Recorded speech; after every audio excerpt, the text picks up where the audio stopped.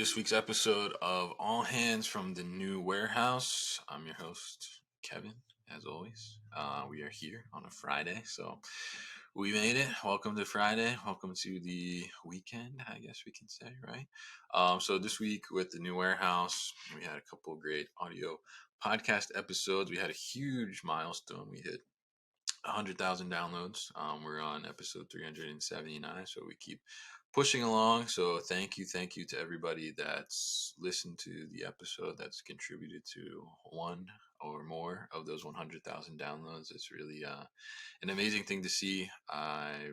When I started, I could never even imagine that we would have a podcast that would be listened to that many times. So it's been a great thing. So thank you to everybody that's listened and supported. Thank you to the team that's helped me along the way as well.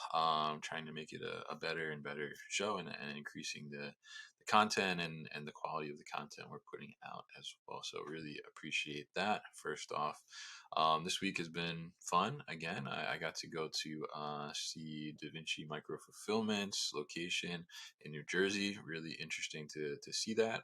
Definitely was interested in that, as I have my own micro fulfillment center as well in Philadelphia. So thank you to Corey over there for letting me in and kind of showing me a little bit of what's to come. I can't really talk about that yet. He told me, so I won't do that. But definitely that was fun.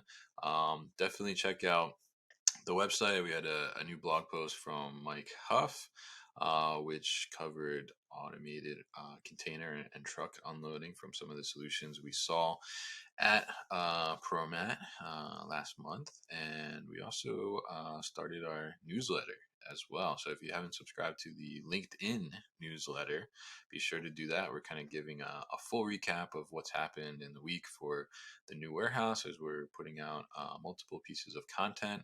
That newsletter is the New Warehouse Weekly, and you can certainly find everything that has to do with the New Warehouse for that week in that newsletter. So check out the blog post, which will be featured in this today, Friday actually, is when we're releasing the newsletter. So you'll be able to see that later today, and make sure you subscribe to stay up to date on everything the New Warehouse. So today we're going to hear a safety tip, another one from the ProMat floor. I love those people stopping by and recording those with us. We are going to be at Home Delivery World in June, where there'll be another chance to kind of record some safety tips with us in person. So definitely looking forward to connecting with people there as well. Next week, there's the Retail Supply Chain and Logistics Expo. So if you're going to that, let us know. I'm unable to attend this year, but I will be there next year. And we've also had Chris Lingenfelter of Robot Advisors joining us this week on LinkedIn Lives, kind of giving us the scoop from Logimat. So really been a great experience to be able to do that, kind of living vicariously through him and his European adventure over there, because we couldn't make it over there this year. But definitely a great week here. So we're going to hear a safety tip from Josh Marshall of Blue Grace Logistics. He's going to give us a little safety tip from ProMat. And then our main segment is going to be with Carlos Fernández of AutoStore. And we're going to be seeing the AutoStore solution in action, and also some of the new picking ports that they've put together and we're showing at ProMat 2023. So let's throw it over to Josh and hear his warehouse safety tip for the day, or for the week.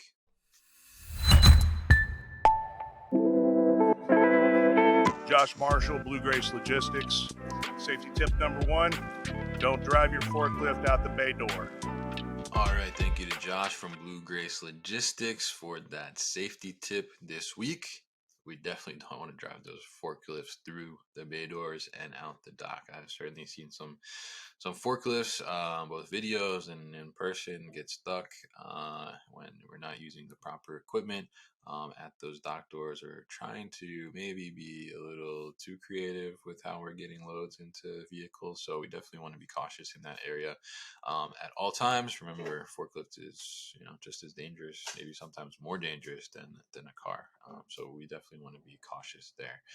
So we're gonna move into our main segment for this week, which is my time spent with Carlos Fernández at the AutoStore booth at ProMat this year, checking out the AutoStore solution, which is definitely a really interesting solution. I always really love the origin story of AutoStore and how they came to be.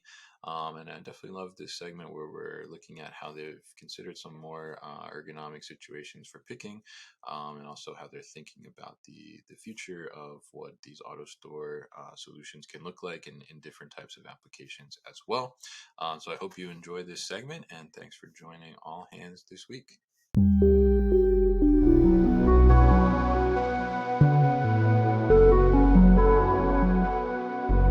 Hey guys, it's Kevin with the new warehouse here at ProMat 2023.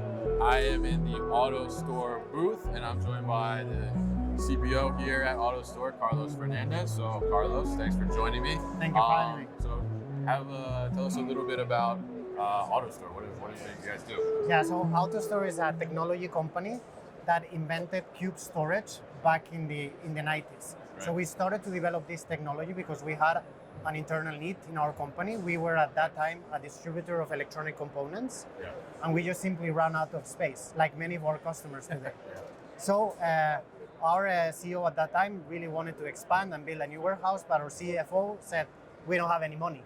So what do you do when you don't have any money? You become creative, right? So our technical director came up one day and asked the question is, what do you see most in warehouses? And the answer is air. So the idea of AutoStore came from removing all the air in the warehouse by stacking products on top of each other and created a very dense storage solution. And this is actually AutoStore. So when you look at this solution, what we do is we have these plastic bins or totes where we store product inside, and then we stack them on top of each other all the way up to 5.5 meters. That creates more dense storage. When you compare with manual racking, it's 4 times more dense. And then on top of the grid, what we have is these robots that are traversing horizontally, and then they are accessing the totes and bringing them to the workstations. So now the density, I mean, is one thing, right? They're removing that space, and I've seen some of the AutoStore installations, and I mean, it can be incredibly dense. But I think the thing too is that there's more flexibility, right?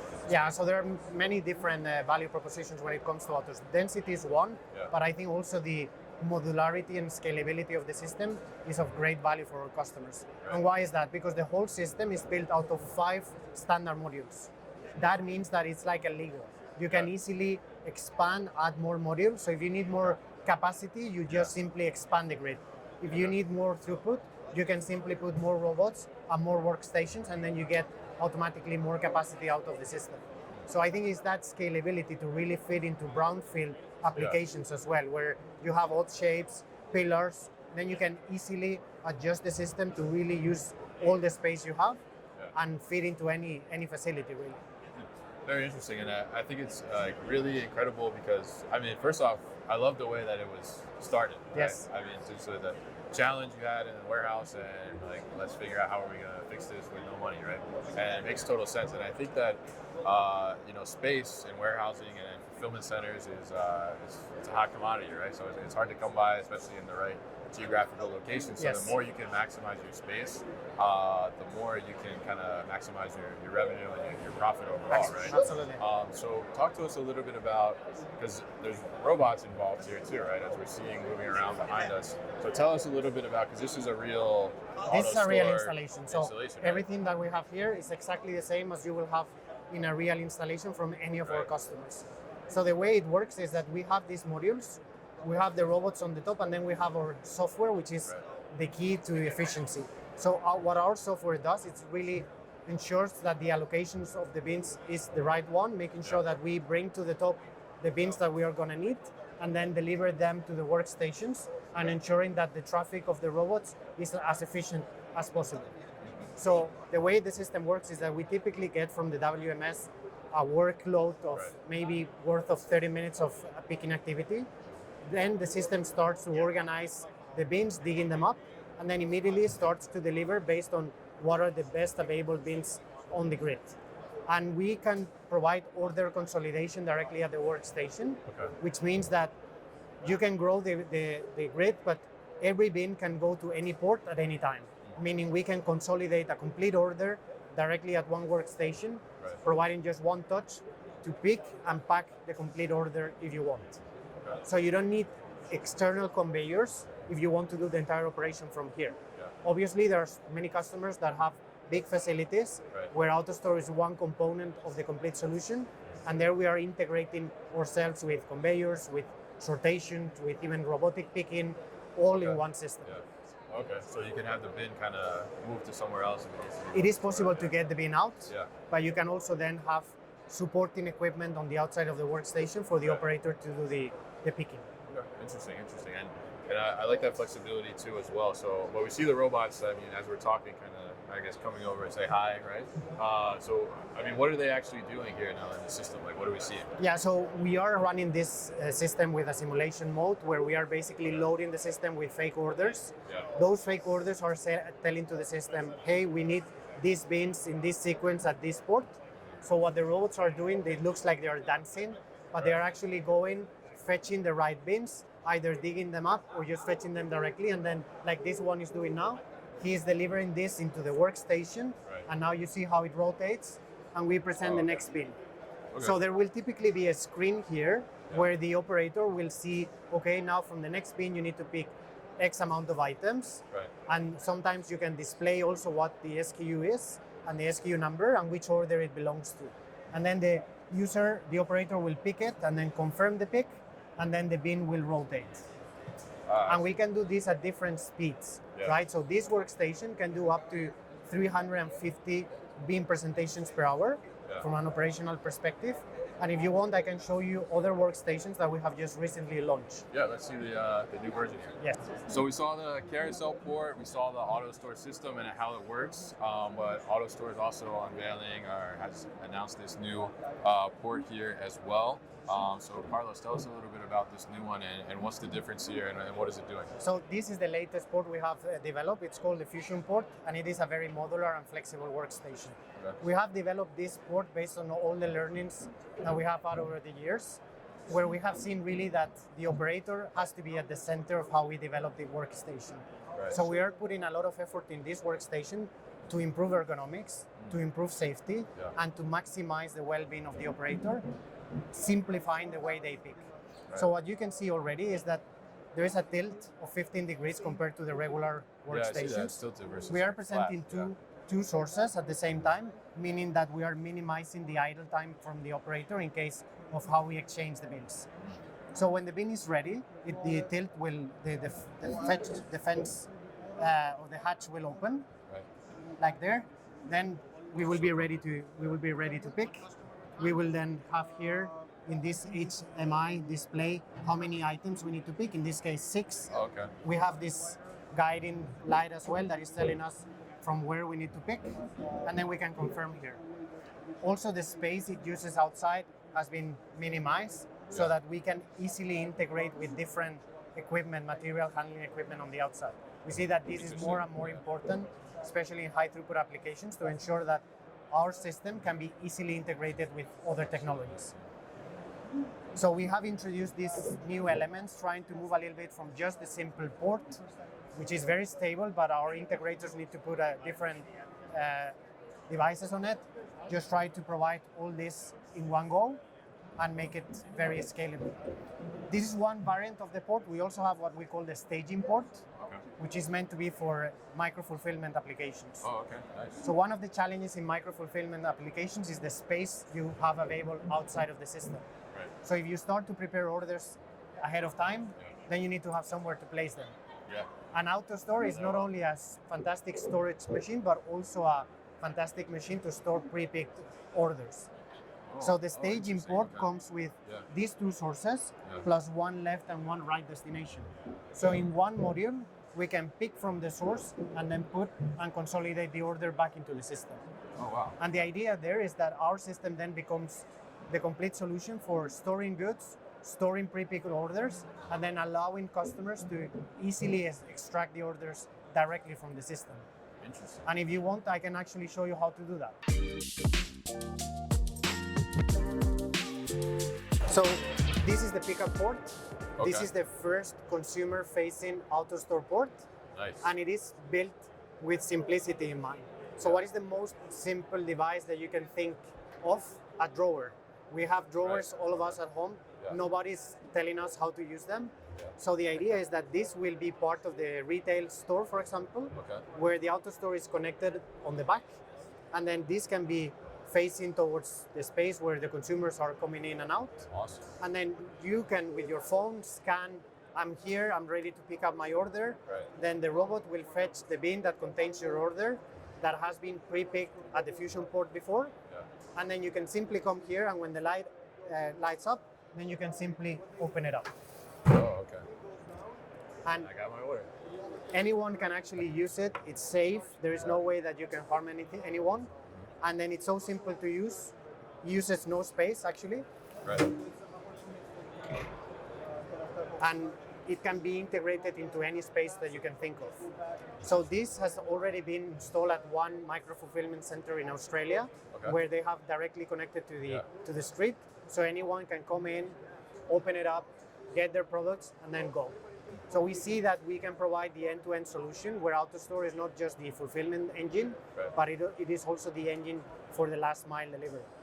Yeah, it's very interesting, and I've been wondering, and because I've seen some of the graphics that you guys have had on the website about things like this, and I've been wondering, like, when is this gonna come out and be real? So it's really exciting. I think it's a great application, and it's great to hear that somebody's already put it in place. Yes. I'm curious, like, what kind of efficiency gains or improvements has this operation in Australia seen since it? What do you Yeah, say? so what they have seen primarily is that they can better utilize their staff, but they can also give more opportunities to the end customers Okay. for their customer journey, basically, right? So it's Right. not only about picking up products, but it's also about returns. So if you want to handle Okay. returns in an efficient way, Yeah. why do you need to go and ask someone from the staff? Yeah. You can easily get one empty bin, put back your returns, and then it goes back into the system, and it is available for picking already because Oh, wow. because it is connected with the storage and the fulfillment engine, Yeah. all in one. So I think what we are primarily seeing, especially on retail, is the fact that today when you walk into a store, example is sports apparel, Yeah. and you don't find your size, you need to ask someone from the staff. Yeah. What typically happens is that they need to run to the back of the store. And the Right. challenge there is that it takes a lot of time for them to come back, and you are just there waiting. You don't know whether they are coming back or not. And eventually what happens is that you lose customers because they leave. Right. So what we try to get is the staff to be with the customer all the time. Whenever you need different sizes to try out, you can order them directly with the staff, and then you can walk to the system and you can get them directly there. So one example is Decathlon in Canada, where they have now deployed an AutoStore as a back of the store solution directly at the store level. Okay. So it is available on YouTube. You can see it. It has been delivered by Bastian, one of our partners. Yeah, I think I've seen it. Yeah. And what they say is that for them, from the moment that they order any item from the system, they need to wait less than 2 minutes to get it. Oh, wow. So if you compare to the amount of time that the staff needs to use to go Yeah. run to the back of the store, find where the items are, it's huge improvement. Yeah, absolutely. And I think it's an incredible solution, I guess, to see and hear it come from, just electrical component, right? Needing to, maximize your space, and now Yes. see it grow to this size, and also see it just be involved in the fact that, we're creating a different retail experience. Yes. And I think, what we see now in retail, obviously, is there's not enough workers, right, that Yes. want to be in retail. So being able to help kind of navigate that and circumvent that problem, like with this pickup solution, I think is a great thing. So I think it's really kind of incredible how the AutoStore solution has grown and become this like end-to-end solution, as you said. So really interesting stuff. If people are interested in learning more about AutoStore, what's the best way to do that? Well, the best way is first to come to our website, I guess, autostoresystem.com. They can find a lot of use cases there, a lot of technical explanations and videos. And then they can reach out to us. We have a network of business development managers in the different countries where they can speak to. And obviously we have the network of partners, right? We are working with several system integrators in the industry that are deploying our solution. They can help them with the design and the complete implementation, and then the maintenance afterwards. So we sell through system integrators, through our Right. partners, and they have all the tools to really make these systems very successful. All right, great information, and great to be able to get a little bit of an inside look here at AutoStore and then the latest from you guys. So thank you, Carlos, so Thank you very for, much, Kevin. joining me here. Thank you.